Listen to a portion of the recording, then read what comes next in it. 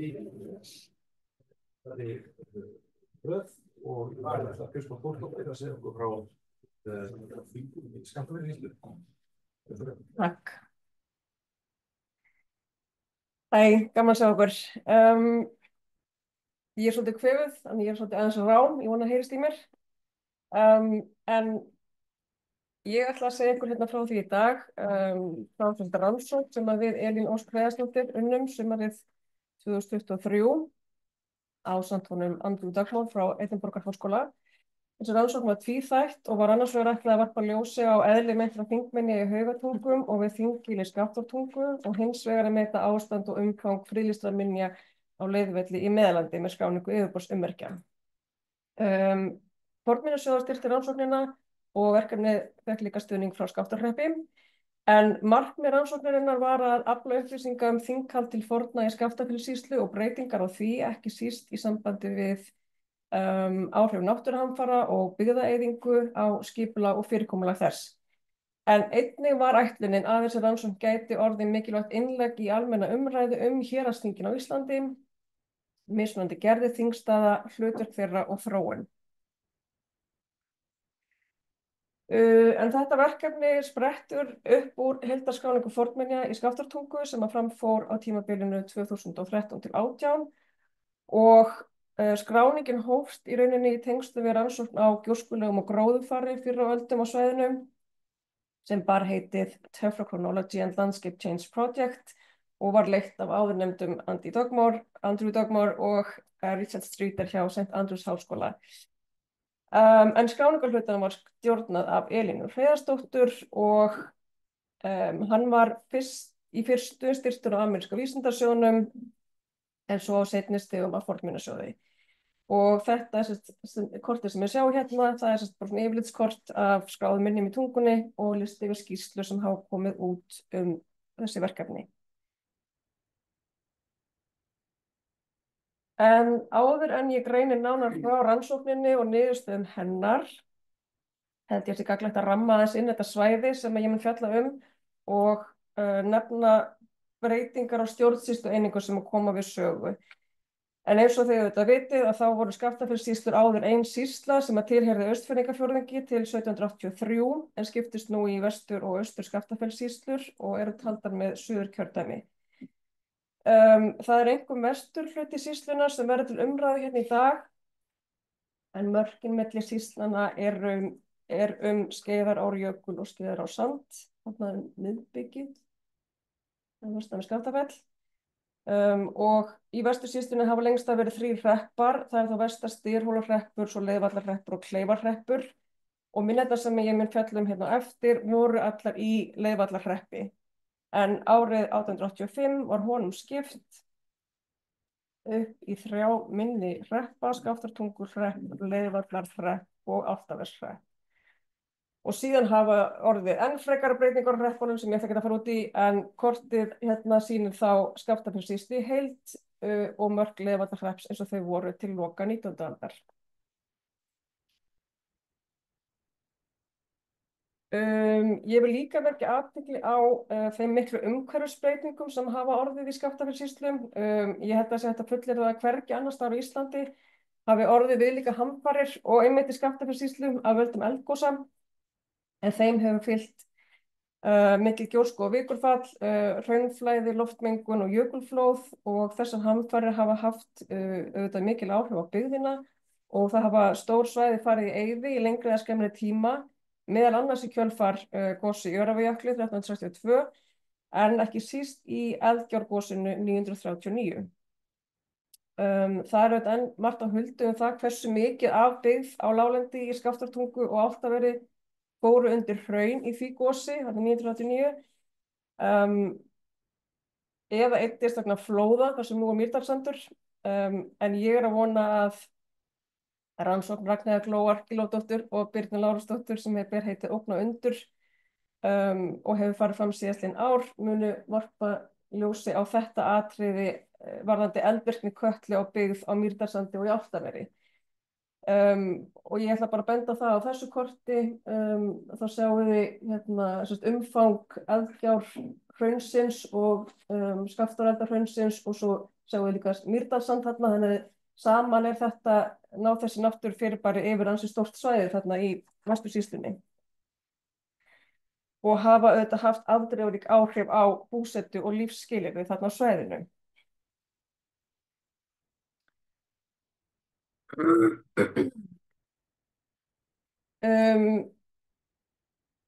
Það allavega ljóst að Eldgjárgosið hafði mikil áhrif á þeim jörðum sem enn eru í byggð syðst og austast í Skaftártungum, þar sem að engjar hafa farið undir hraun og mögulega hefur þurft að færa bæjarstæði þar undan hrauninu á jörðum eins og Hrífunesi og Eystri og Ytri Ásum, þó að hugmyndir þegi það.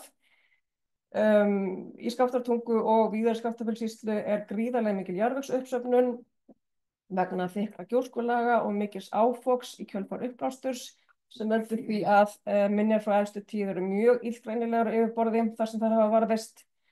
Og allar þessar umhverfisbreytingar þarf að hafa í huga við rannsóknir á byggðaminjum á svæðinu og okkur Elínu lærðist það fljótt þegar við byrjuðum að skrá fornleifar í Skaftártungu að þar er ekki alls hægt að beita sömu aðferðum við að lesa í minjalandslagið og í flestum öðrum sveitum.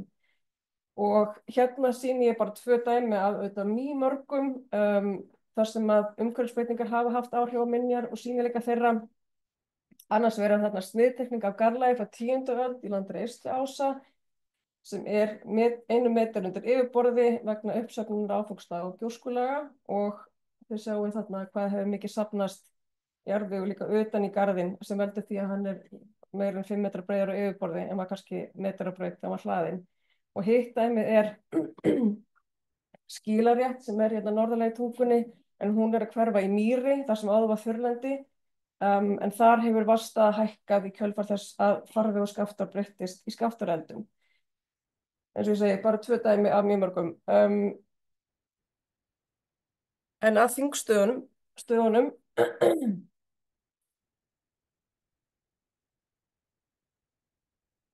Þingstaðir þjóðveldisaldar á Íslandi hafa löngum heillað, lærða og leika, enda fágætar og merkilega minjar að ræða. Þinghald er talið hefjast snemma á Íslandi og sumstaðar meira að segja áður en Alþingi var stofnað 930, en það ár markar upphaf þjóðveldisaldar, tímabils sem stóð til 1262–64 þegar Íslendingar undirrituðu gamla sáttmála og gengu Noregskonungi á hönd. Það er einnig það tímabil þegar héraðsþing voru háð vor og haust. Það er talið að stjórnskipun landsins hafi svo verið fest í þingum árið 960 þegar landinu var skipt í fjórðunga með 3 þingum í hverjum fjórðungi nema í Norðlendingafjórðungi þar sem að þingin voru 4. Og það voru 3 goðorð í hverju þingi. Þessir 13 þingstaðir á landinu voru svo kallaðir vorþingstaðir og þing á þeim fór fram í 5. og 6. viku sumars. Á vorþingum fór fram sóknarþing og skuldaþing og stóð þingið í 4 til 7 daga. Einnig voru háð haustþing sem nefnd voru leiðir og stóðu í 1 til 2 daga. Þau fóru fram síðsumars eða í fyrsta lagi 2 vikum eftir að Alþingi lauk. Á haustþingum eða leiðum voru fluttar fréttir á störfum Alþingis, greint frá misseristali og öðrum mikilvægum tilkynningum koma á framfæri. Og það er talið að þessar leiðir hafi í flestum tilvikum verið haldnar eða farið fram á vorþingsdögunum, en það eru víða eða á nokkrum stöðum örnefni og heimildir og líka leifar af þingbúðum sem virðast benda til þess að leiðir hafi í einhverjum tilvikum verið annars staðar en vorþingin. En þessi þing, Alþingi, vorþing og leiðir voru haldin árlega en að auki voru til fjórðungaþing til þess að flækja þetta aðeins vera en það er hins vegar lítið vitað um þau og ég mun ekki fjalla um þau hér. En svo við lok þjóðveldisaldar voru vorþingin og leiðirnar lögð niður og í stað fyrir tóku við hreppaþingstaðir og sumstaðar voru líka 3 hreppaþingstaðir. Ég ætla nú ekkert að fara í, ég ætla ekki að rekja rannsókn á stöðu þingstaða, það er bara langt mál að fara í það, en til þess að gefa bara örlítið innsýn í dreifingu þingstaðana landið, að þá er hérna kort af staðsetningu þessar 13 vorþingstaða sem að mér sýnist hafa skapast hefðum að skilgreina sem slíka, þetta er ábyggilega umdeilt. Spurningamerki er alltaf við heiti þeirra þinga þar sem maður ekki vita nákvæmlega hvar þau voru, og engar þekktar minjar eru Þetta er mjög svona snirtilegt kort og allt í rauða reglu, en eins og oft vil verða þegar kafað er dýpra að þá er þessi mynd talsvert flóknari og þetta kort sýnir fleiri staði þar sem að heimildir og eða minjar benda til þinghalds á þjóðveldisöld. Og þó að þingminjar séu í rauninni nokkuð vel rannsakað minjaflokkur þá er enn margt á huldu hann, meðal annars hvernig skipulag innan þingstaða þróaðist og af hverju fleiri en einn stað kemur til greina sem voru þingstaðar á sumum svæðum. Þið sjáu að það eru bara 3 staðir þarna á kortinu þar sem örnefni og minjar benda til leiðaþings eða haustþings og þeir eru þarna auðkenndir með ljósbláum stjörnum. Þessi staðir eru fleiri, ég hef ekki búin að kafa ofan í þetta mál nógu mikið til þess að geta sýnt á þessu korti. Það er lítið fjallað þá í eldri heimildum og í sumum tilvikum virðist staðsetning að vera aðeins á reiki.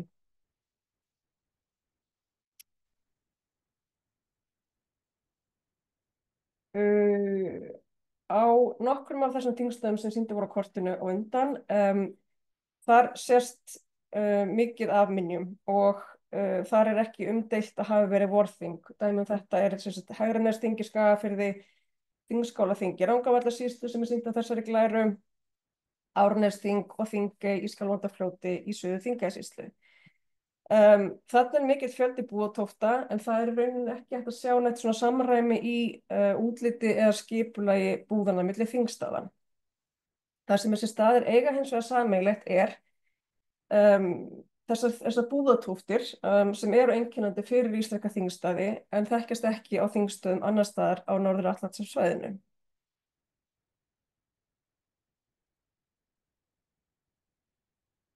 En auk þingbúða er talið að á þingstöðunum hafi verið þinghóll eða þingbrekka fyrir áheyrendur og dómsstaður innan dómhrings. Brynjólfur Jónsson fornfræðingur heimsótti marga vorþingstaði á sinni tíð og teiknaði suma þeirra upp og hann var mjög upptekinn af því að finna dómhringa á öllum þeim stöðum og nefnir oft mannvirki, stundum fleiri en eitt sem líklega kandídata, en Daniel Brún hins vegar sem heimsótti marga sömu staði nokkrum árum síðar sá hvergi neitt sem getur komið til greina sem dómhringur sem lýsir ólíkri afstöðu þeirra til fyrirbærisins. En rannsókn Orra Vésteinssonar og Adolfs Friðrikssonar á dómhringum seint á síðustu öld sýndi fram á að tengsl dómhringa við vorþing væru í rauninni lítil en það ekki vitað hvort þessi hringi voru manngerðir eða hvernig þeir litu út. En það sem einkennir staðsetningur héraðsþinga frá þjóðveldisöld er að þeir eru á láglendi og í flestum tilvikum nærri sjó eða við ár.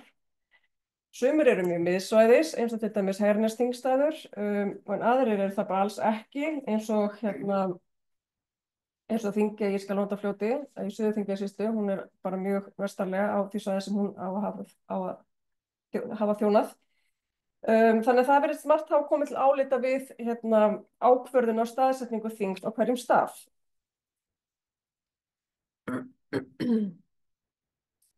En þar sem hefur verið fjallað staðsetningu vorþingstaða í heimildum hefur oftast verið gengið út frá því að í Skaftafellssýslu hafi slíkur þingstaður verið í Skaftafelli og Skaftafellsþing er nefnt því nafni nokkrum sinnum í fornum heimildum, meðal annars í Landnámu, Njálu og Jónsbók. En það eru hins vegar engar þekktar þingminjar í Skaftafelli en þar ber að hafa í huga mjög miklar umhverfisbreytingar eins og sjá má á meðfylgjandi myndum á þessari glæru. Þar sem að allt láglendi er í rauninni það hefur flætt yfir allt láglendi þarna í jökulflóðum. Þannig að ef það hefur verið þing í Skaftafelli að þá er allar líkur á því að það sé horfið vegna þessar umhverfisbreytinga. Í Járnsíðum þar er þing í Skaftafellssýslu nefnt Skaftárfellsþing sem hefur vakið upp grunsemdir að þingið hafi verið nokkru vestar en Skaftafell eða í Skaftártungu og þá hefur verið bent á Haugatungur í landi Flögu í því sambandi. Og þá erum við loksins farin að nálgast rannsóknarstæði okkar Elínar í Skaftártungu, okkar Elínar og Andí, en við byrjum á því að skoða myndarminjar við Þingil í landi Grabar.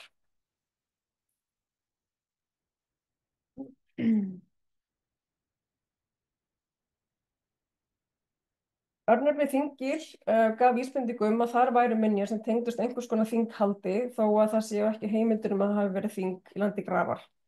Austan við Þingil eru fyrirbæri sem virtust geta verið gríðarlega stór forngerði, rúmum 2 kílómetrum norðvestan við bæinn í ríflega 200 metra hæð yfir sjávarmáli. Minna gerðið er nær gilinu, það er mun betur varðveitt og svo virtist sem að 3 tóftir væru sambyggðar því. Stærra gerðir eins og er illa farið af uppblæstri og vatnsrofi. Og skammt frá þessum gerðum eru nokkrar illgreinilegar fústir sem að taldar voru mögulegar búðatóftir. Og þessi gerði eru auðvitað mjög ódæmigerðar þingminjar, en engu að síður að þá þótti okkur nálega vera við Þingil og mögulegar búðatóftir geta bent þess að það væri fundna minjar þinghald og þá kannski minjar elstu hreppaþing frekar vorþing. En staðurinn er nokkuð miðsvæðis í Skaftártungu. Það er skemmst frá því að segja að skurður í minna gerði leiddi í ljós að það er náttúrumyndun. Þarna hafa því verið 2 hólar, en efsti hluti þeirra hefur blásið upp og við það hefur myndast hvilft ofan í þá og þannig að það líkast hringlaga gerðum. Þannig að örnefni Þingil virðist ekki benda til þings af stjórnsýslulegum toga, en þarna geta menn hafa hist í einhvern tilgangi, til dæmis við smölun, en það er einmitt gömul skilarétt litlu austan við gilið, Þinggilið, á merki milli Hvamms og Grafar. Það er eitt annað þingörnefni í Skaftártungu sem er þekkt, það er Þinghóll í landi Svínadals. Þar eru engar heimildir þinghald heldur og engar minjar sýnilegar, þannig að það er líklegt að það þingörnefni sé þá á sama toga og þetta Þinggilsörnefni í landi Grafar. En þessi þingörnefni eru auðvitað algeng allt land og geta að vísa til hvers kyns samkoma. Þá víkur sögunni að Haugatungum í landi Flugu sem er suðvestarlega í Skaftártungu. Þetta er næsta jörð norðan við Hrífunes sem margir þekkja vegna kumlateiks sem þar hefur verið rannsakaður. Það er semst fjallað Haugatungur í frásögum fornaldarleifar frá 1817 og þar kemur fram að á svæðinu séu fornlegar minjar og það var til þess að staðurinn var kannaður þegar fornleifaskráning í tungunum var unnin. En í þessari heimild er stungið upp á því að á þessum stað hafi ef til vill verið vorþing og að stórt gerði á svæðinu kunni að vera dómhringur.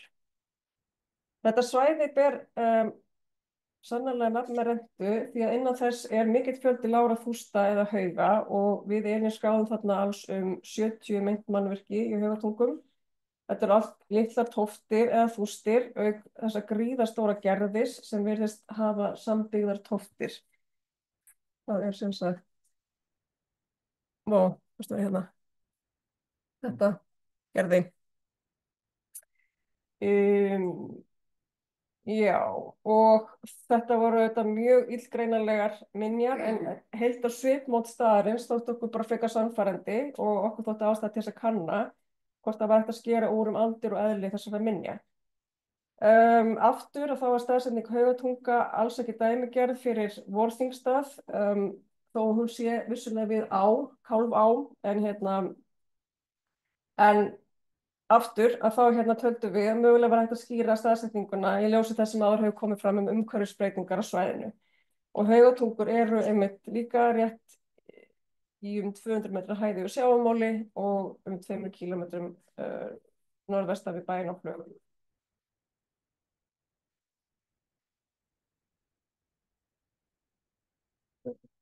Já.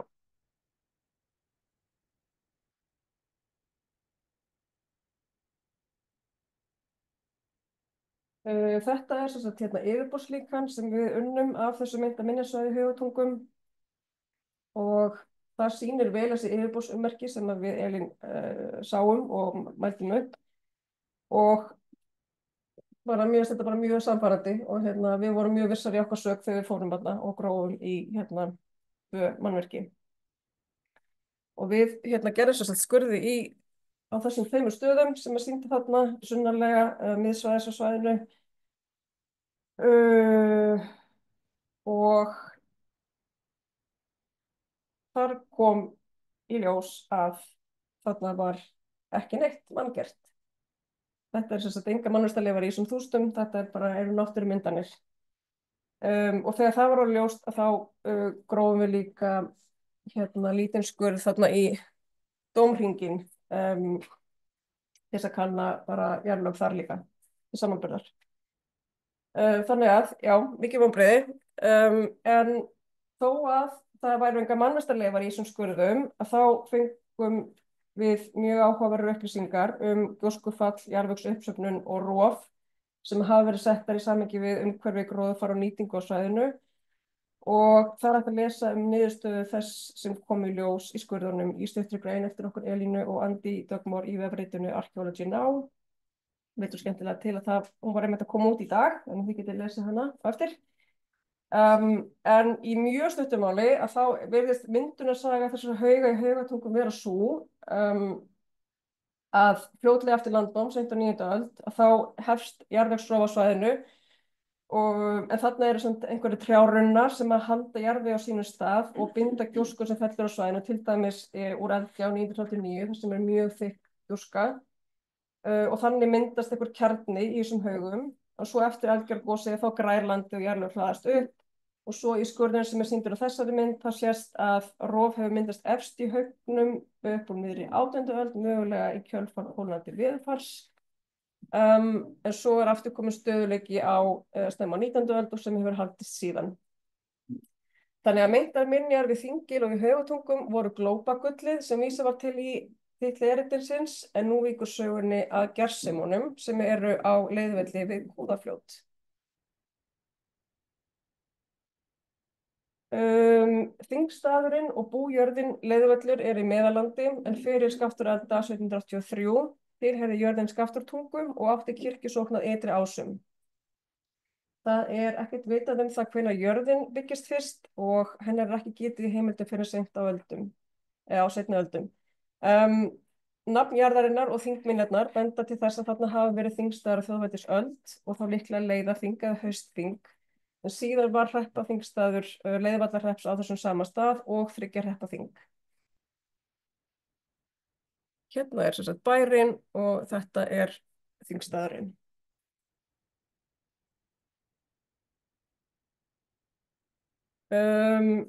Staðsetning þingstaðarins og þessa býlis er býsna sérstök.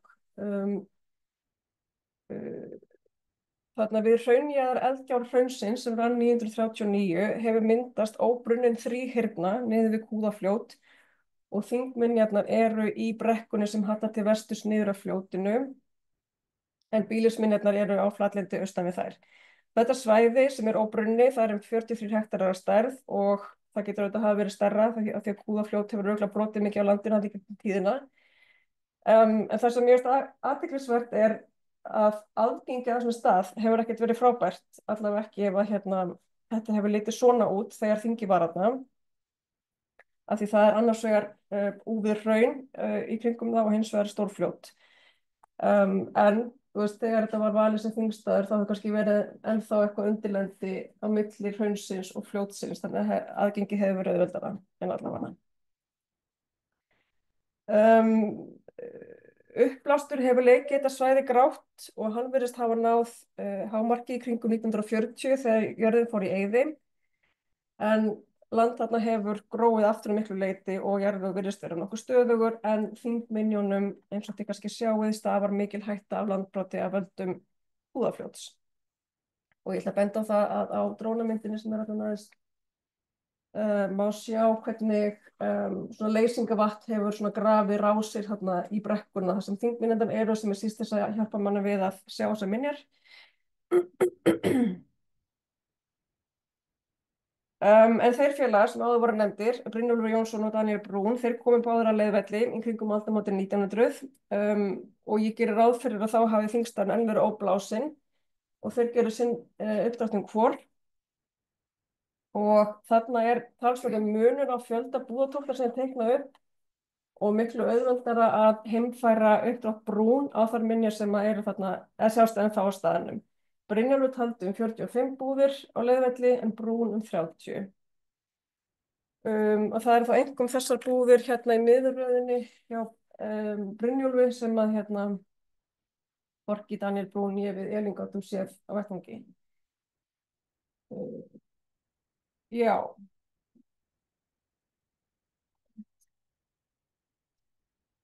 Þingstaðurinn á Leiðarvelli lætur ekki mikið yfir sér og við fyrstu sýn að þá virðast bara vera litlar minjar þarna og það má almennt segja að minjarnar þarna séu mjög illa farnar við uppblæstri og sums staðar er bara aðeins hægt að sjá gisna grjótreif þar sem að Daníel Brún og Brynjólfur sáu búðatóftir.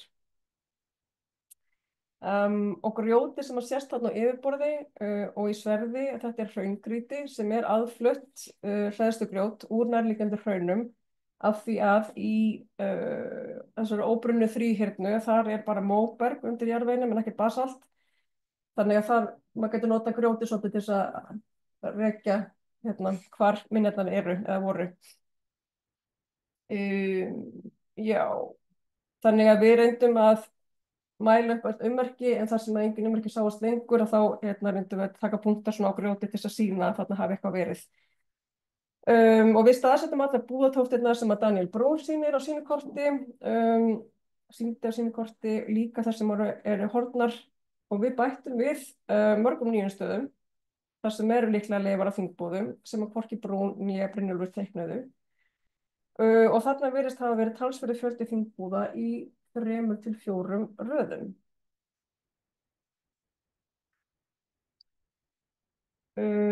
Flestar nýskráðu búðirnar voru á þessum hæðarrana sem er meðfram réttargili á milli Hraunbrúnar og Þingstaðarins. Þarna sést víða í hraungrýti í gilbrúninni úr mannvirkjum sem hafa blásið upp en gróið aftur og Brynjólfur nefnir reynda grjót á þessum rana en hann hélt kannski að það væri úr garðhleðslu og tengdi það ekki við þingbúðirnar. En þetta er allavega, já, sést vel en auðvitað er þetta allt uppblásið og illa farið en þetta, já, er allavega einhverjar 6 þarna sem við bættum við á þessum stað. Skýnum ykkur aðeins hvernig þetta lítur út. Þarna er Elín að skrá á þessum rana. Þetta er kannski ekkert eitthvað mjög svona hræsilegt og hérna er síðan drónamynd sem sýnir þetta sama svæði úr vestri. Þannig að það er svona grjót þarna í þessari gilbrún.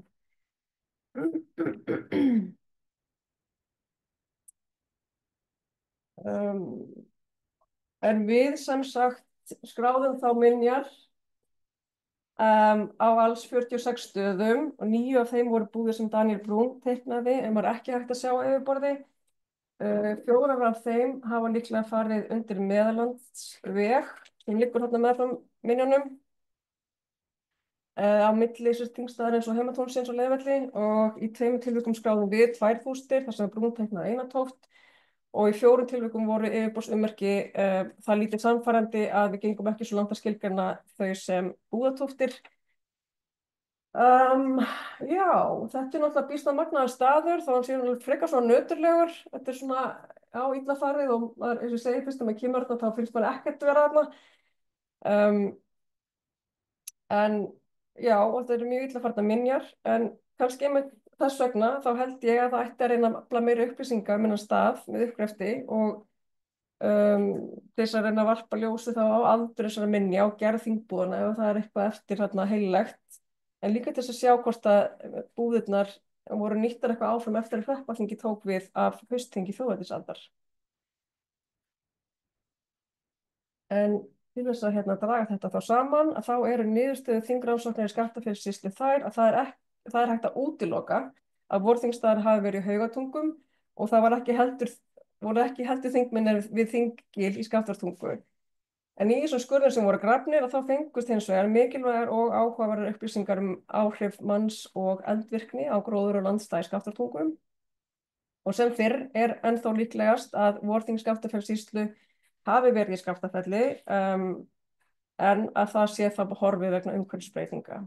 Það virðist ótvírætt að þing hafi verið á Leiðarvelli á þjóðveldisöld þar sem mikill fjöldi búðatófta sést enn.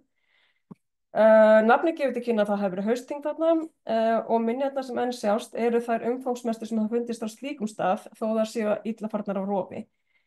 Ég held að sé samt ekki þetta útiloka að það hafi verið vorþing á Leiðarvelli án frekari rannsókna af því við vitum ekki hver munurinn er á svona stöðum í rauninni. Og það er ennþá náttúrulega bara margt órannsakað varðandi þing þjóðveldisaldar, ekki síst leiðaþingin, þó að mikið hafi verið gert. Já, það væri til dæmis vert rannsóknarefni að kanna hvort það sé hægt að greina gerðfræðilegan mun á vorþingstöðum og leiðum og hvert sambandi var á milli þessara staða. En þá þakka ég fyrir mig.